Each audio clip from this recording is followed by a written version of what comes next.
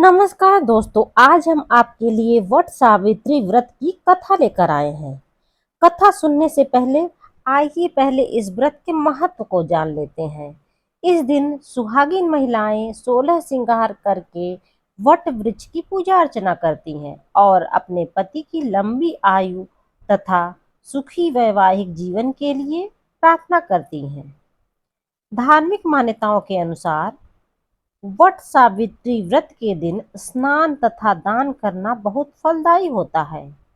वट सावित्री व्रत के दिन भगवान शिव, माँ पार्वती, विष्णु और वट वृक्ष की पूजा की जाती है। यही कारण है कि पुराणों में ज्येष्ठ माह की अमावस्या को विशेष मान्यता है। मान्यता के अनुसार वट सावित्री व्रत के दिन महिलाएं सत्यवान और सावित्री की कथा अवश्य सुनती हैं। माना जाता है कि इस कथा का वर्णन महाभारत के साथ अन्य कई पौराणिक ग्रंथों में भी किया गया है। वट सावित्री व्रत कथा के अनुसार प्राचीन काल में किसी स्थान पर अश्वपति नाम के राजा राज्य करते थे। राजा को कोई संतान नहीं थी। राजा ने संतान प्राप्ति के लिए कई वर्षों तक यज्ञ, हवन और दान पुण्य आदि कर्म किए, जिसके बाद उन्हें सावित्री देवी के आशीर्वाद से तेजस्वी कन्या का पिता बनने का सौभाग्य प्राप्त हुआ। राजा ने उस कन्या का नाम सावित्री रखा। सावित्री जब विवाह योग्य हो गई तो राजा ने कन्यादान करने का विचार किया।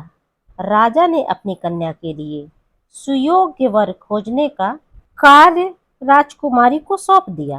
कहते हैं कि राजकुमारी सावित्री एक दिन जंगल जाते वक्त एक सुंदर युवक को देखा और उसे अपना पति मान लिया। उस युवक का नाम सत्यवान था, जो कि राजा घुमतसेन का पुत्र था। सत्यवान के राज्य को दुश्मनों ने छीन लिया था, जिसके बाद वह जंगल में रहने लगा था।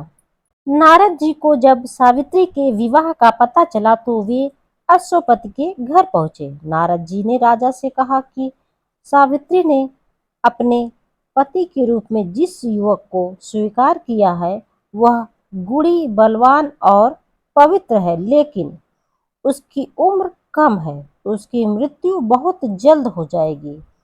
महर्षि नारद की बात सुनकर राजा अश्वपति अपनी पुत्री के भविष्य को लेकर चिंतित रहने लगे। उन्होंने राजकुमारी से कहा कि तुम कोई दूसरा वर खोज लो, क्योंकि सत्यवान की उम्र बहुत कम है।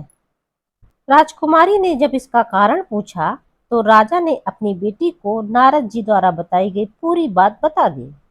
तब सावित्री ने कहा, आर्यन, लड़कियां अपना पति सिर्फ एक बार चुनती हैं। सावित्री के कहने पर राजा अश्वपति ने सावित्री का विवाह सत्यवान से कर दिया, जिसके बाद सावित्री ससुराल पहुंचते ही सास ससुर की सेवा में लग गई। इस तरह समय बीतता गया। नारद मुनि ने सावित्री को सत्यवान की मृत्यु के दिन के बारे में पहले ही बता दिया था। रोज की तरह सत्यवान उस दिन भी लकड़ियां काटने वन में गया और सावित्री भी उसके साथ चली गई।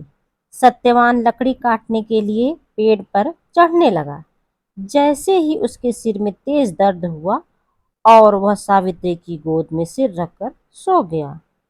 उसी समय सावित्री ने यमराज को आते हुए देखा।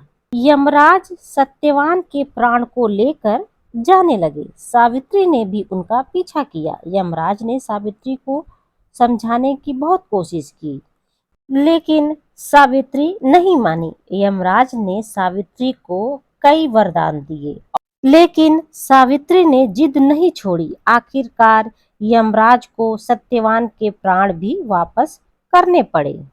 तभी से इस दिन सुहागिन महिलाएं पति की लंबी आयु और सौभाग्य के लिए व्रत रखती हैं और बरगद के पेड़ की पूजा करती हैं। क्योंकि बरगद के पेड़ में ब्रह्मा, विष्णु और महेश तीनों का वास माना जाता है। इसलिए इस वृक्ष की पूजा करने से सुख, समृद्धि और उत्तम स्वास्थ्य का फल मिलता है तथा ऐसी मान्यता है कि वट वृक्ष के नीचे बैठकर ही सावित्री ने हठ पूर्वक अपने पति सत्यवान को दोबारा जीवित किया था। तो दोस्तों, यदि मेरा वीडियो आपको पसंद आया हो तो उसे ज़्यादा से ज़्यादा लाइक तथा शेयर करें और यदि आप चैनल पर नए हैं तो इसे सब्सक्राइब भी अवश्य करें। वीडियो को पूरा अंत तक देखने के लिए धन्यवाद।